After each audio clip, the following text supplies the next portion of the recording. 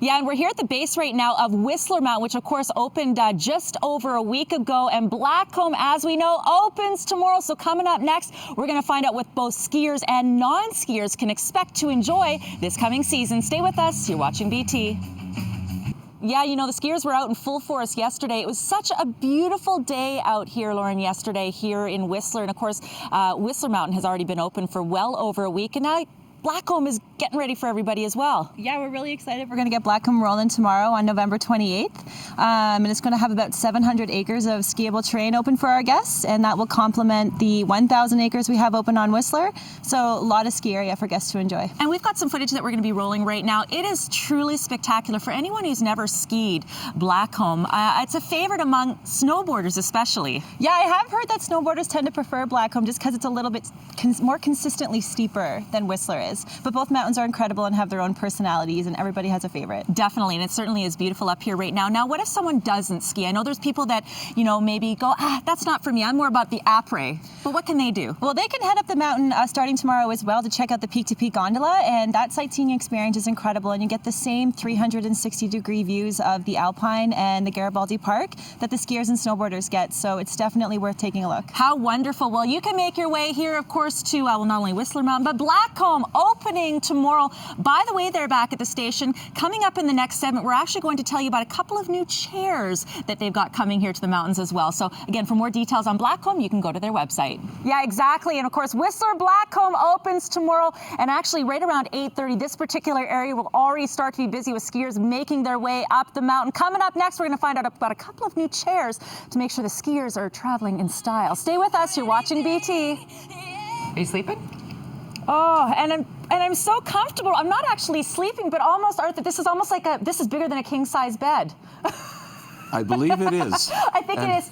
And most people, of course, know the Harmony chair, but you guys have seen some super upgrades, including a bigger chair. Absolutely. We are going to increase our capacity on this chair by 50%, and that means no lines for our guests on the Harmony chair. And that's what people want to know, of course, as we get ready for Blackcomb to open tomorrow. Now, you've been in Whistler for, what, 30 years? And, of course, I've just lost my beat.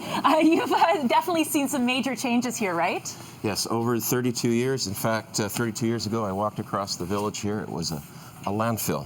And I was interviewed inside an Atco trailer. And who would have believed that today we are a global icon. Exactly, and super beautiful here yesterday. Of course, we just spent some time here yesterday, and it's expected to be another busy day for you guys today. Let's talk about the Crystal Express, which is another change for you guys. We are so excited about that. We continue to evolve and grow, and the Crystal Chair is going to blow our guests' minds away when they get out there. It's our best intermediate skiing, possibly the best intermediate skiing in North America and the world. And this lift is going to position our guests right in the middle of that. It's great for families. It's going to be great during storms, which we get lots of because it's well sheltered. We've opened up a whole bunch of glade skiing for our more advanced skiers and riders. And it also gives us better access into the best areas of our Alpine. How wonderful. Well, of course, we're here at Whistler this morning as we get ready for the opening of Blackcomb. Michelle, I won't be able to talk to you because I've kind of disconnected a little bit here, but for more details on Whistler Blackcomb, you can, of course, go to their website. Thanks very much, Arthur. My pleasure. Yeah, and speaking of Olympians, actually coming up after 8:30, we're going to be chatting with Murray Thompson, who is with our Team Canada for ski cross. That's coming up later, but up next, we're talking safety on the mountain. Stay with us. We're broadcasting live from Whistler. Exactly, and as we gear up for Blackcomb to open tomorrow, we want people to have fun on the mountain, but we want people to be safe. Peter Jean, or PJ, how you doing? Good, Don, how are you? Great, we're going to keep people safe. What are some of the things people need to know about here on the mountain? Oh, right now going into the opening, especially on Blackcomb for Thursday, most of the stuff on Blackcomb coming up for the next couple days when we open for Thanksgiving, American Thanksgiving, is they'd want to probably stay on the piste runs or the groomed runs. We still have a fairly thin snowpack here. We haven't had a lot of natural snow, but lots of man-made snow, tons of man-made snow. You want to stay on places like this. This is a groomed run, what we call a piste. If you look on the skier's left, if you're coming downhill, it's what we call a piste marker. The orange marks skier's left of the run. The green marks skier's right.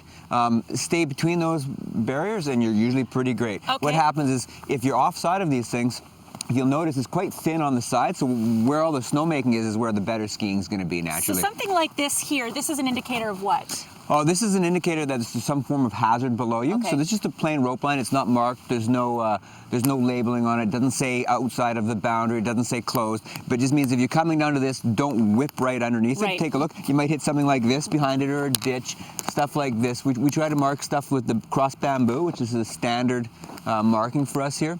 It means stay away from this zone. And of course, there's a big trend of people going into the backcountry. There is a big trend of people going problem in some cases. In some cases, it's a problem because most people who go into the backcountry are unprepared. Or not most people. People who go into the backcountry unprepared could run into a problem. Right. So you need to have the appropriate tools, the skill set to use them. You want to be checking the CAA or the CAC websites. I saw Grant Statham with Parks Canada, the BC Coroner Service, and the CAA doing a presentation the other night on the TV. And it just talks about when you go backcountry skiing, especially if you're accessing it from a place like us, we're marked, we're controlled, we do avalanche control. I just think it's probably better to stay on these beautiful runs that are all good to go. But if you do have any concerns about safety, go to the websites that PJ was talking about. Of course, as we gear up for Blackcomb opening tomorrow there, Jody and Rhea has more details on the mountain. You can go to their website. Exactly. You've got Smarties and Sprinkles. I've actually got an Olympian who's here. We're going to be chatting with Marielle Thompson, who's with Team Canada Ski Cross, coming up after the break, live from the patio at Dublin Gate here at the Pan Pacific Mountainside. We are, 72 days, we figured, to Sochi, and I called you an Olympian, but you're actually an Olympic hopeful. The whole point is you got to compete first, right, Marielle? Yeah, I'm really looking forward to competing in Sochi. We got to go there last winter, and it was a really cool experience, very different from Canada.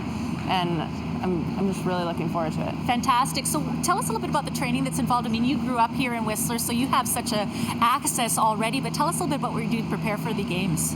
I'm actually really lucky because after the Vancouver Whistler Olympics here in 2010, we have a lot of training facilities, like down in the Athletes Village. I get to train there basically 5 days a week throughout the summer in our off season, around 2 to 3 hours a day, depending on what kind of workout it is. So I'm really lucky to have such great facilities here in Whistler. Wonderful. Now, I think it was in March you actually were competing, and I've got to get this right. You were the first Canadian who... I was the first Canadian to win a World Cup overall Crystal Globe in 2011-2012, which means I was the best overall throughout the whole season of the World Cup. And yeah, you are. She's the best, that's for sure. And of course, we're staying nice and warm here by the fire, but hello, how much do we love these mittens? Loving them. These are awesome. And Lloyd, this is just one little piece of the package as we sort of celebrate Sochi. It is. If you book at the Pan Pacific Whistler 2 nights as part of our Go for the Gold package, everyone will receive these wonderful red mittens. You also would receive a bobsleigh ride up at the Whistler Sliding Center for 2 people, and our Sochi cocktail. So tell us about this cocktail here. It's like it's on fire. It's supposed to be on fire. It is on fire. I can us. only see the flames behind in the fire. Exactly. But when we don't light it for all the guests, but it symbolizes the Olympic torch. So if you can see the flame in there, Yes. it actually looks like the Olympic cauldron and the Olympic torch. It's perfect. And by the way, we were staying here, of course, at the Pan Pacific Mountainside, a fabulous hotel, as we gear up, of course, for the opening of Blackcomb for tomorrow. Here's a little cocktail. I know, Marielle, you're training, so no cocktail for you, but you know what? Why don't you have a sip of that, Lloyd? We're not training. More details, of course, on Blackcomb and all things Whistler. You can go to their website. Cheers.